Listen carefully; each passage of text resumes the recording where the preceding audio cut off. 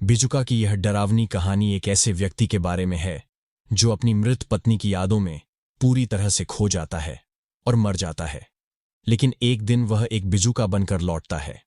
यह कहानी हमारे गांव की है, जहां पर सब खुशहाली से रहते हैं और सभी अपने काम में मस्त लगे रहते हैं। पर यहां पर एक भयानक सच ऐसा है जिसके बारे में सभी बात करने से डरते हैं। बात ऐसी है कि गांव से थोड़ी दूरी पर एक खेत है जहां पर कोई नहीं रहता और उस खेत का मालिक और उसका परिवार कुछ भी नहीं है। अब आप ऐसा सोचेंगे कि फिर तो लोगों ने उस खेत पर कब्जा कर लिया होगा। दरअसल कोई उस खेत पर कब्जा करना तो दूर, उस खेत की ओर मुद्द कर भी नहीं देखता। ऐसा इसलिए है क्योंकि उस खेत की रक्षा करता है एक भयानक बिजूका, और लोगों का मानना है कि उस बिजूके में उस खेत के मालिक की आत्मा है, जो कि अपने खेत और उस खेत पर बने घर से काफी प्यार करता था। उस आदमी के परिवार में केवल उसकी पत्नी ही थी जिससे वो काफी प्यार करता था, और एक दिन उसकी पत्नी एक लंबी बीमारी के चलते मर गई और वो आदमी अकेला हो गया।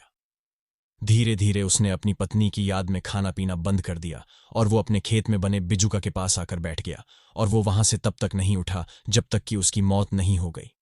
गांव वालों ने उसको उसी जगह पर दफना दिया था, उस बिजुका के नीचे, और तब से कहा जाता है कि उसकी आत्मा उस बिजुका में है और वो अपने घर और खेत की देखभाल करता है। बहुत से लोगों ने रात में उस बिजुका को हिलते देखा है और अपने खेत के चक्कर लगाते देखा है। कोई भी उस खेत में जाने की हिम्मत नहीं करता, और जिसने भी गलती से उस खेत में पैर रख दिया तो वो बिजुका उसे बाहर निकाल देता है। बहुत से शराबी बहुत समय पहले उस खेत में शराब पीने गए और उस खेत में पेशाब किया और दारू पीने लगे, तो उनकी महफिल में वो बिजुका भी शामिल हो गया और उसे देखकर सभी शराबियों का नशा उतर गया और सब उस जगह से भाग निकले।